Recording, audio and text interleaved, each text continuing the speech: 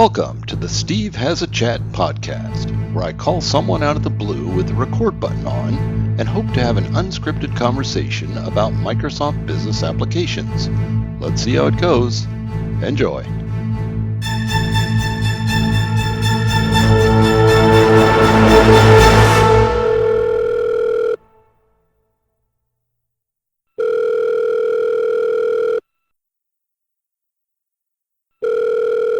Thank you for calling Microsoft. How can I direct your call? Steven Guggenheimer, please.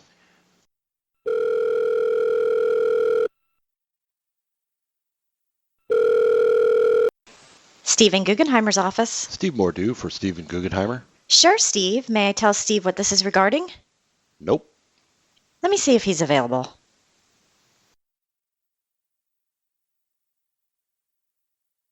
This Guggs. Hey, Steve. Steve Mordew. How's it going, man? Good. How are you doing? You know why I'm calling, don't you? Oh yeah, I second time's a charm. I figured it out. If you're calling out of the blue, it's time to chat. I'm able to sneak up on people the first time, but then when they see me coming in the second time, it's gig is up. Gig's up, baby. So where are you at right now? I'm in Montana. You're going to are you going to the World Cup? I am. I leave tomorrow for Seattle and then Monday for Japan, and I'll be going to both of the semis. Nice. Which teams are you rooting for? Oh, boy. Southern Hemisphere and Northern Hemisphere, huh? That's the trick. I'd like to see England go through. They haven't gone through in a long time, and I'd like to see Japan because that's hometown favorite. Outside of that, you got Ireland, New Zealand is a pretty interesting game. The All Blacks? I don't think France will make it through. I think Wales will go. So I think Wales, England, Japan, and then the question becomes All Blacks, Ireland. Ooh, baby. So I could probably pull in an All Blacks expert here. Give me just a second. Okay. Hang on just a second. I know some of the guys are over there. Hello? Hello? Anybody join the call here? Hey, is that you, Steve? Hey, Mark. What's up? So I'm on a phone call with Steve Guggenheimer, and we're talking All Blacks. And I said, I'm an expert. He's more of a South Africa supporter, I think. No. I got Japan for that one again. They beat them in 15. Okay. They're playing some good rugby. We'll see. Now, this is recorded, right? So we'll know in a week or two. We'll know the result and be able to come back to this recording and say, "Well, you guys predicted this stuff, right?" So what's your calls on the quarterfinals? I think England's going to go through. Their pack looks good. Yep. I think New Zealand's going to win that match coming back from Chicago. I don't think they're going to let that go. Yeah. I'd like to see Japan win. I think they gave it all out versus Scotland. So I'm going to root for Japan, but I'm not convinced they're going to make that happen. Yeah, South Africa's going to go through there. Yeah, and I think Wales will take France. Agreed. Oh, cool. So that's enough for Steve's sports talk. I can do this all day. I mean, I know. I'm Japan. I'm ready to go. So I wanted to get a little update on where we're at with the Connect program. You know, it's been pretty exciting. There's been lots of talk about it out here at UG Summit. And I wanted to get go straight to you and see what's happening with that. What's the velocity? What are things looking like? Boy, long-winded answer coming then. Overall, pretty good. You know, it's as expected. We've got hundreds of apps now that are signed. ISVs that have signed up. A couple hundred ISVs that have signed up, and then hundreds of apps then that have gone through certification. We've got a good backlog. So in that supply-demand sense and the October 15th deadline for research, we're seeing a lot of good energy. And so I feel like we're making good progress. We're having a lot of conversations with ISVs. We run an alias, and the volume of questions is high, which is great. We're answering them. We're working hard. We're helping people through. I mean, we really want to see everybody that wants to continue to work with us, be part of the program. We're doing what we can to clarify, help, work across the board. So I feel really good on that. I think we're in good space there. I've gotten some good positive feedback from some of our partners that are both at the 10 and 20% level, and including a couple that are at 20 that are already seeing some leads come through. And so they were just pretty positive and excited. The second piece then is kind of the demand side and getting our field going. So we've been right in the middle of doing a field tour. I was in England and France last week. My colleagues are in Germany and Amsterdam this week. I head to Japan Some folks are coming down to Australia. I don't know if it's next week or the week after, Dubai. So there, we're spending time with our field teams on questions they have, talking to the sellers about the co-sell motion, how they actually use the new tools to do that, and so start to work on that demand side. So it was the perfect time to go see the field. They kind of like predicted, we put a new scorecard metric in there.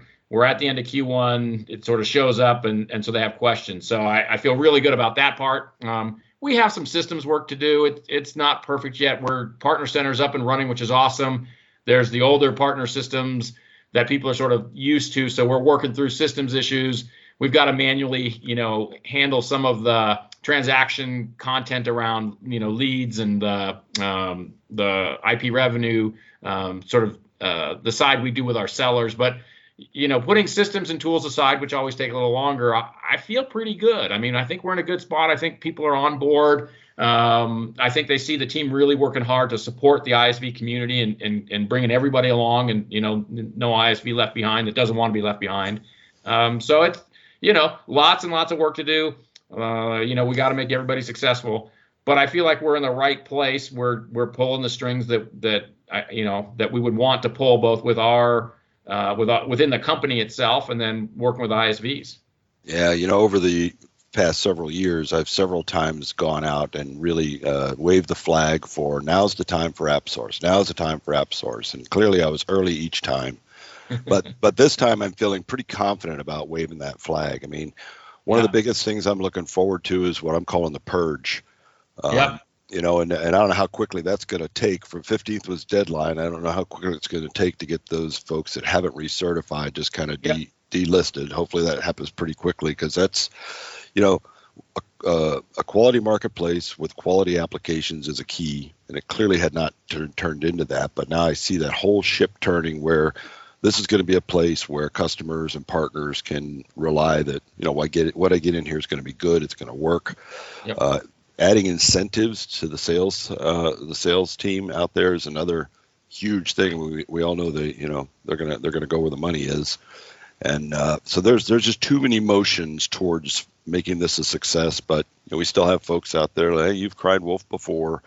And I'm kind of like, well, you stay on the sideline then. We're all going to go make money. Yeah. And I think to your point, the certification team is proactively reaching out to everyone. Hold on, there's a little noise in the background. It'll pass in a second. There we go. We're reaching out to everyone. To your note, there's stuff and apps in there that were never certified. They were only ever in the OCP catalog, or they never went through any real certification. And so we're working hard on that. And I think you'll see in the next couple of weeks, either people step up or step out, and we're having those direct conversations. And in the right spirit, we want everybody to be successful. So we're not just yanking things without talking to people. But we'll end up in the right place here with a vibrant, quality marketplace and AppSource, where we're going to go tell every customer the only place to get a secure, well-managed, reliable, certified app is an AppSource. There's no other place to go, and I feel good about that. And I think you'll see some updates to AppSource over the next 2 quarters in terms of making it a better place for customers to be able to find what they're looking for. So there's a lot of work going on that. So that energy is all good. And then in terms of being early to wave the AppSource flag, what I tell you is we pulled all the levers. When you look at sort of Microsoft and sort of how you get things moving in the right direction, we've added more support in terms of people in our organization, in the partner organization, partner development managers, partner technical advisors specific to the Power Platform Dynamics part of the business into the field. We added a scorecard metric, which we've never had around ISV co-sell, so something very specific to working with ISVs in our sales motion. We've added the ability for our sellers to require, retire quota against, ISV solutions, which we hadn't had before at any type of scale.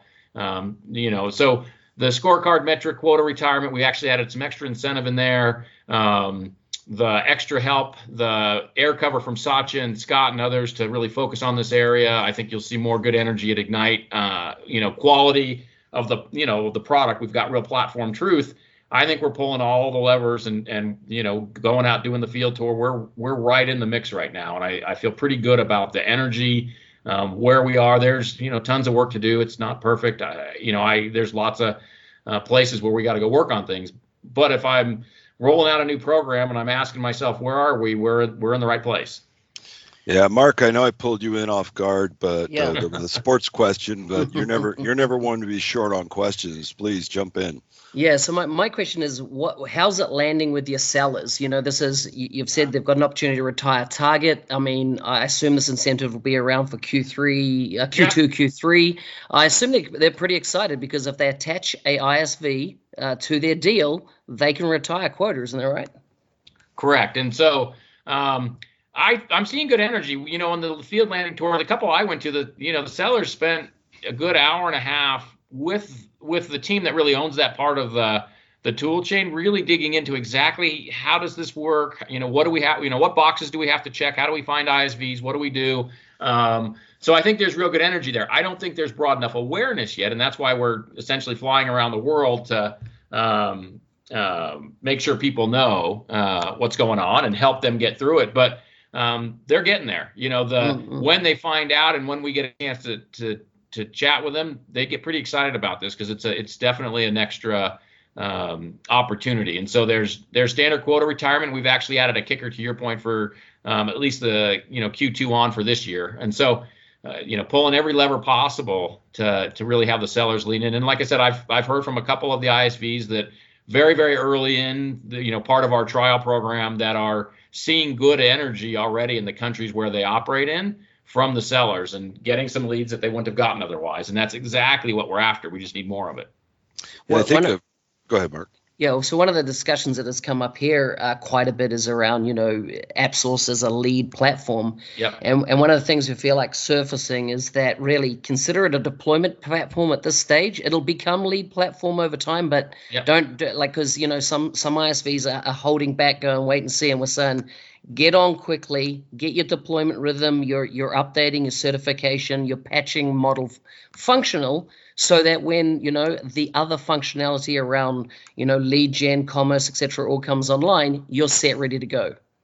Yeah, and there's an art form. One of the conversations, we did some roundtables in France with ISVs, and one of the questions was, how come some services or apps in AppSource do better than others? And there was a really good roundtable amongst the ISVs of the right way to sort of create your marketing materials, the right way to show up. How do you have a short video or a trial? How do you have the right documentation? So when customers come in, it's actually easy to find the right answers and have your solution pop in the right way. Too many times an ISV will say, well, we do everything, and that doesn't generally work. Having the right amount, the right targeting and the right level of depth really makes a difference. And that's true both for our sellers as well as the customers coming into AppSource looking on their own. And so there's some good coaching going on right now. Now is a great time to get in there, get going. AppSource is only going to get better. There's a good dedicated team under Kirsten Edmund Wolf, who's doing a great job. They just posted a blog that's pretty good on the work that they're doing. And so that team is fired up and focused on getting it going. And one of the recent blog post was a best practices guide. So, yeah, I've noticed a lot of the ISVs that are complaining, and I'll go look at their listing, and they wrote a paragraph about something, and that was it. And there's so many assets that you can put up there. There's a limit, but I mean, you need to max out. I mean, there should be test drives, there should be free trials, there should be videos, there should be, every asset that you're able to put up in there, you need to be putting up in there, and or don't complain about the result if you haven't put in the effort. I mean, that's right. There's no magic here. I mean, yeah. Look, we'll build the framework and the tool set, but it still takes work. And I tell that to people, both whether it's how to get the most out of AppSource, or for those that are interested in working with our sales force, how to get the most out of working with our sales force. You still got to lean in. You still have to do work.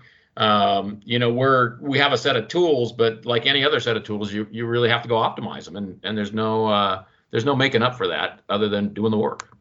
Yeah, and one part of that work is creating the pitch deck for the sales team, which is not the same pitch deck you necessarily would give to a customer, because it's really talking about how you're going to help the seller, not their customer. That's something else. I think it's a missed spot. Yeah, I think it's a mix. I think how you help the seller relative to gaining traction with a customer is part of it for sure. And then the other part is, what's the simple way to explain it to a customer from our seller's vantage point, so they can more easily or more quickly do a good job. I mean, I tell everybody, look, our sales force is never going to sell your solution. They're not going to be as good as you are at it. But if they know enough to get that conversation started and bring you in, that's the home run. And so sellers are, how do you make it as easy as possible? You're essentially competing for their time. So make it really easy for them to be successful. Give them the tools they need. To your point, help them understand how your solution is going to help them close deals. And off we go. So we've right now big focus on getting existing ISVs, recertified, getting them to understand what they need to do to get in the ecosystem. But that next landscape for us has got to be, ISVs on other platforms. Oh yeah. That have been sniffing this and looking at this, yeah. and that recruit motion. Yeah. What's the thinking around that? How are you battle planning for that?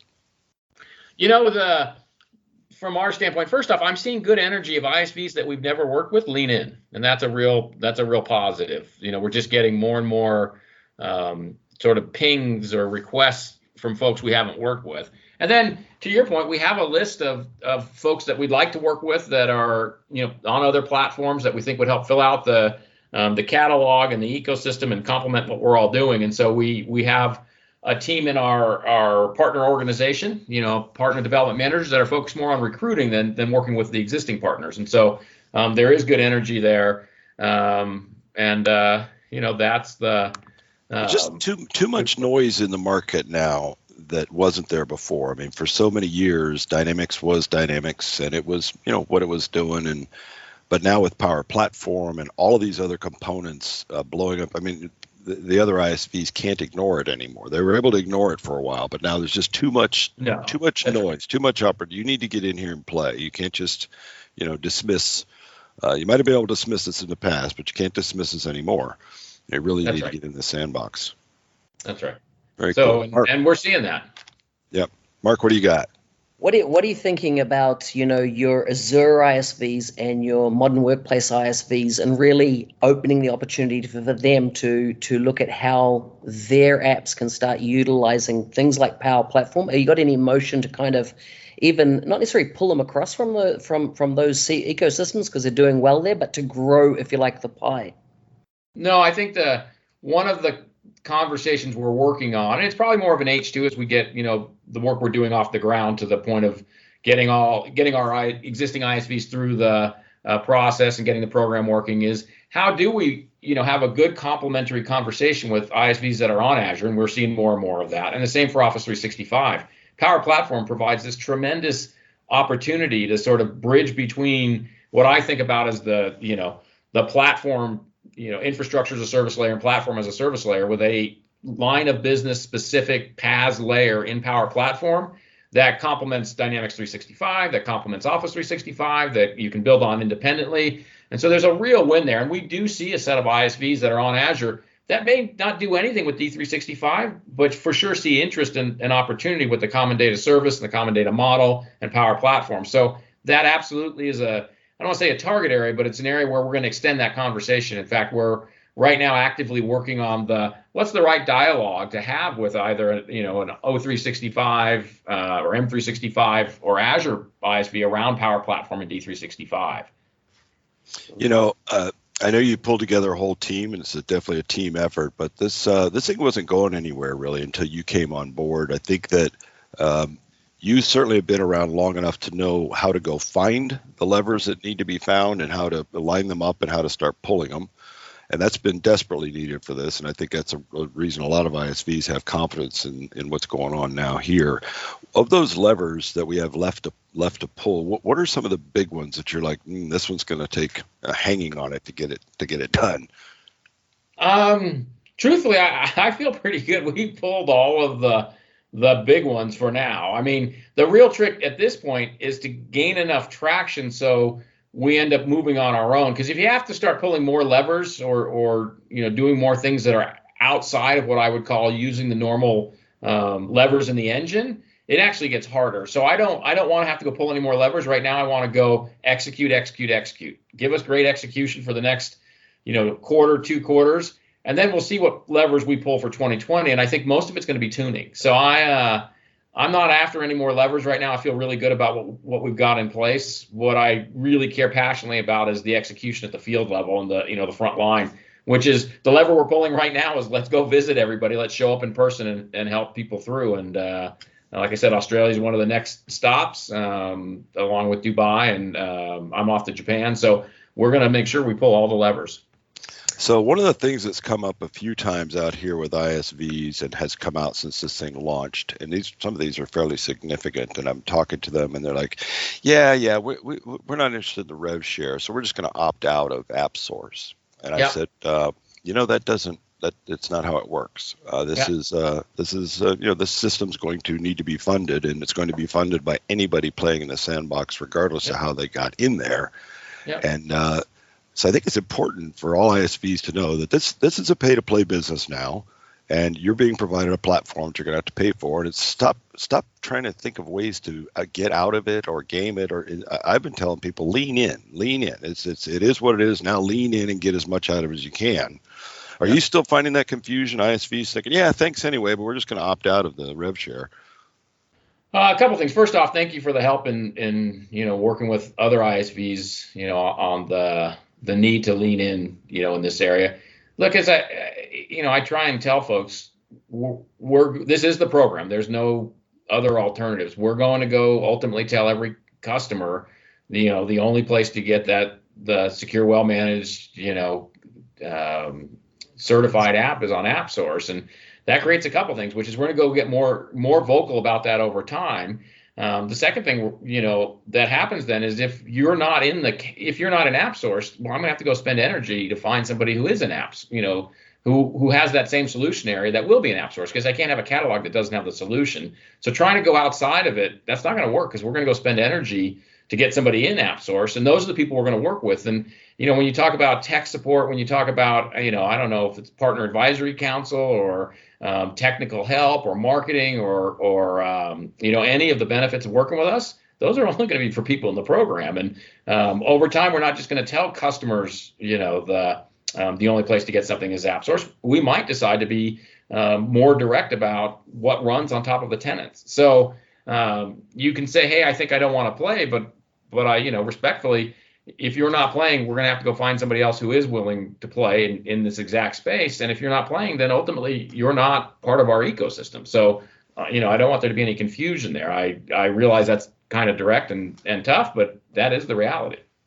It's got to be funded somehow, right? I mean, when we look at what's happened with AppSource up to now, and I think part of the reason we haven't had the success we would have hoped is because it wasn't funded. I mean, this was almost like a side project until you put revenue into it and pointed everybody in the right direction. I mean, it wasn't going to get where it needed to get, and I feel like that was a big part of what's helping this. I think that's part of it. I think having some skin in the game from ISVs relative to running on top of the tenant helps. I think, look, we, as a company, we haven't always been as consistent as I'd like to be in terms of how we work with partners. It's always depended a lot on budgets. So when budgets go up, you get more things happening. When budgets go down, you get less. And I want to bring that consistency into this ecosystem. And the way to do that is to use the rev share model and then provide that consistency, to your point, both in AppSource and how we pay our sellers in the quota retirement. So having a consistent, revenue stream that both gets some skin in the game from partners for us running the infrastructure that ultimately their solutions run on, as well as providing consistency in our go-to-market, co-marketing, co-selling support, has value. And I think that's worth the trade-off of the rev share. And not everybody might agree with that, but that's the direction we're headed on. And I think over time, more and more platforms will probably head in this direction, is my guess. That's not a Microsoft statement. You see it from Salesforce. I think you'll see it from other SaaS platform providers. I think it is a natural direction. So if you were to get in front of a group of ISVs who are all trying to figure out what they want to build, and knowing the ecosystem the way you do, knowing the marketplace, knowing the sellers, knowing the customers, there's a lot of different paths. I mean, and I'm just talking generically, there's like horizontal, there's vertical, there's widget, there's deep. Yeah. What do you think is a place people should invest in building an ISV solution that's really going to have? What would excite you about an ISV solution that this is going to be a winner? Oh, well, if I was really good at that, I'd just go into the VC world and make a lot of money. So I'm not quite qualified for that one. I think in general, look, if you're going to be horizontal, you have to think really broadly. You have to think platform-like. You end up thinking more along the Azure base, and there's only a few real true horizontals in the line of business space. You have to think about what you want to do there. In the vertical space, look, we're doing more and more as a company by industry. It's sort of one of the primary pivots now for our go-to-market effort. So if there was new ISVs coming along, one of the key areas I think about are what are the industry specific opportunities that are out there, either really deep and focused, or broad. I want to build the real estate office solution, or I want to build the telco solution. There's different opportunities by industry, but for sure, I think the industry lens and focus is becoming much more interesting on the line of business space. And then, to any partner, where do you have unique expertise and capability? Where do you have passion? Where do you have, knowledge, and go from there. And we're here to help. So I know I caught you off guard, and I know you don't have a lot of time. Mark, you want to ask the final question? So two-part really. One's an observation. Last time we chatted on my podcast, we talked about the certification process taking so long, over 2 weeks. Some of the information we're hearing back already in the last couple of weeks from the field, that it's less than a day now that recertifications happen. So obviously some tangible benefits already starting to float through. Metrics for success in the next 3 years. What are going to be the big ones for you that you'll be pleased with? Well, a healthy, happy, growing ISV ecosystem, is the ultimate goal. Some of the things we look at are we seeing more and more, ISVs and therefore, apps and services coming into AppSource? So is the marketplace growing? Are we seeing more interest in the 20% level, depending on the ISV and what they do? So what's that overall growth? What's the interest in the 20% level? Where are there case studies of success? Are we collectively growing the overall base? So my simple metric is, a growing, healthy ecosystem with positive success on both sides, which I would say is our partner success and our customer success. And that's the core metric. We'll look at a lot of things along the line of trajectory of new ISVs, trajectory of solutions, how much co-sell are we doing, how's our co-marketing work, how well is AppSource working. So there's a bunch of fundamental telemetry things. How quickly are we able to certify an app? How well is the platform running? How good is our telemetry? But at the highest level, that healthy, growing, happy ecosystem, that's nirvana to me. And we'll all know it when we got it, right? It'll be pretty obvious. When you see it.